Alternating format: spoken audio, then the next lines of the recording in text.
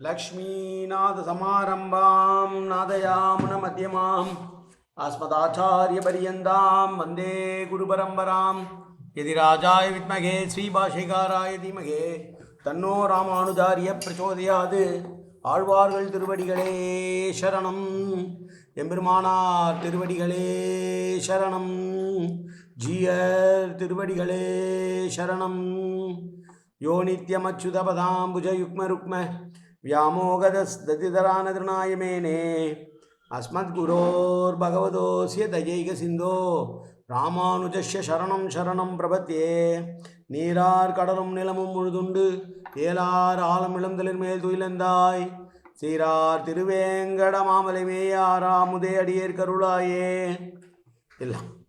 எல்லாம் வல்ல ஏழ்மலையான் பெருங்கருணையால் 4000 திவ்ய பிரபந்த பாசுர பதிவேற்றங்களின் வரிசையில் இன்றைக்கு 2679வது நாள் பாசுர பதிவேற்றம். நம்மாழ்வாரருடைய திருவிருத்தம் என்கிற பிரபந்தத்தினுடைய 40வது பாசுரத்தை சேவிக்க இருக்கிறோம். முதலிலே கடம்பி ஆச்சான் அருளிய தரியன் கருவிருத்த குழினை தப்பின் காமக்கடுமொழி வீழ்ந்து ஒரு விருத்தம் புக்கு உடல் உருவீர் உயிரின் பொருள்கட்கு ஒரு வருத்தம் விருத்தம் புகுதாமல் குறுகேர்கோன் உரைத்த திருவிருத்தத்தோரடி கற்றுவீர் திருநாட்டகத்தே என்பதாகும். இந்த பாசுரம் இருட்டை கண்டு தன்னுடைய வருத்தத்தை சொல்லி தோழிமாரிடம் எப்போதுதான் என்னுடைய தாய்மார்கள் என்னுடைய தாயானவள் என்னை பெருமாளோடு சேர்த்து திருமணம் செய்து வைப்பாளோ என்று தன்னுடைய திருமண விருப்பத்தை சொல்லுவதான பாசுரம்.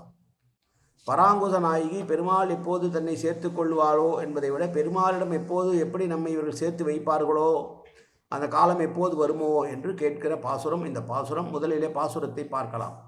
கோல பகல் களிறு ஒன்று கல் புய்ய குழாம் விரிந்த நீலக்கங்குல் களிரெல்லாம் நிறைந்தன நேரிழையீர் ஞால பொன்மாதின் மணாளன் துழாய் தங்கள் குழல் சூழற்கே நங்கள் குழல் சுழல் சூழ்குழற்கே ஏல புனைந்து எண்ணெய் மார் எம்மை நோக்குவது என்று கொலோ. பெருமாள் சூடியிருக்கிற அந்த திருத்துழாய் மாலையை என் மீது எப்போது அவர்கள் சாற்றுவார்களோ, பெருமாள் தருவாரோ, அல்லது இவர்கள் எனக்கு வாங்கி சார்த்தி அதை எப்போது இவர்கள் கண்குளிர பார்ப்பார்களோ என்று சொல்லுகிற பாசம். சூரியனானவன் சிவப்பு ஆக இருக்கக்கூடியவன். சூரியனுடைய நிறம் சிவப்பு. அது யானையை ஒப்பிட்டு சொல்லுகிறார். அது அஸ்தமன காலம் என்கிற மேற்கு திக்கிலே மலையிலே மறைகிறதாம். அப்படி மறைகிற பொழுது இருட்டிலிருந்து பல யானைகள் வருகிறது. ஒரு சூரியன் மறைகிற பொழுது இருளென்று பல யானைகள் வருவதாம், வெளியிலே வருகிறதாம். அப்படி இருக்கும்போது நேரிழையீர் என்கிற வார்த்தையை சொல்லுகிறார். எதை அணிந்தால் அழகாக இருக்குமோ அதை அணிந்திருக்கிற புத்திசாலி பெண்கள் என்று அர்த்தம். ஞால பொன்மாதின் மணாளன் துழாய் நங்கள் சூழ்குழற்கே என்று ஸ்ரீதேவி பூதேவியாருடன் இருக்கக்கூடிய பெருமாள் அணிந்திருக்கிற அழகான துழாய் என்கிற துளசி மாலையை எனக்கு கொடுத்து அதை நான் சூடி என்னுடைய பெற்றோர் பார்ப்பது எப்போதோ என்று கேட்கிறார். கோலம் என்கிறது அலங்காரத்தை உடைய சூரியனாகிய ஒப்பில்லாத ஒரு யானை. அது கல் புய்ய என்றால் அஸ்தமனம் என்கிற மலையிலே மறைகிறது, மேற்கு திக்கிலே மறைகிறது. அது மறைந்த உடனேயே திரளாக பறந்த கருநீல நிறத்தை உடைய இரவாகியது வருகிறது. அப்படி இரவு வருகிற பொழுது அந்த இரவையே ஒரு யானையாக சித்தரித்து பல யானைகள் வந்து நிற்கிறது. ஏற்கனவே நான் பிரகதாபத்தால் துடித்து கொண்டிருக்கிறேன். என்னுடைய தனிமையை போக்குவதற்கு அவர்கள் துணியவில்லை. எனவே என்னுடைய நினைப்பானது மேலும் துன்பமுறுமாறு ஒரு யானைக்கு பதிலாக பல யானைகள் வருகிறது. ஞாலம் என்பது பூமி தேவியை குறிக்கும். பொன்மாது என்பது ஹிரண்யவர்ணாம் என்று சொல்லக்கூடிய மகாலட்சுமியை குறிக்கும். அப்படி அவர்களுக்கு தலைவனானவன் எம்பெருமான். அவன் அணிந்திருக்கிற துளசி மாலையை என்னுடைய அடர்ந்த கூந்தலிலே தகுதியாக சூட்ட என்னுடைய தாய்மார்கள் எப்போது என்னை அப்படி பார்ப்பார்களோ என்று கேட்கிறார். பெருமாள் தந்த மாலையை நான் சூடிக்கொண்டிருக்க அந்த காட்சியை என்னை வளர்த்த தாய்மார்கள் எப்போது பார்ப்பார்களோ என்று ஏங்குகிற பாசுரம் இந்த பாசுரம். வெப்பக்கதிர்களை உடைய சூரியன் என்கிற ஒரு யானை அஸ்தமனகிரி என்கிற மேற்கு மலையிலே போய் மறைந்து கொண்டது. இதுதான் தக்க தருணம் என்று காத்திருந்த இரவு என்னும் யானைகள் பல கூட்டம் கூட்டமாக வந்து வரிசை கட்டி நிற்கிறது. இந்த இரவு பொழுது என்னை மிகவும் வாட்டி வதைக்கிறது.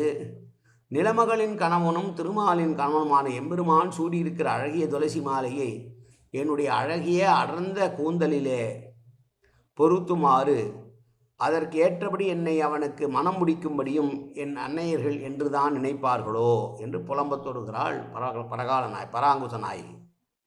இருள் தொகுதியை யானையாக வர்ணிப்பது கவிமரபு. வரைவு விருப்பம் என்பது திருமண விருப்பத்தை சொல்லக்கூடிய வார்த்தை.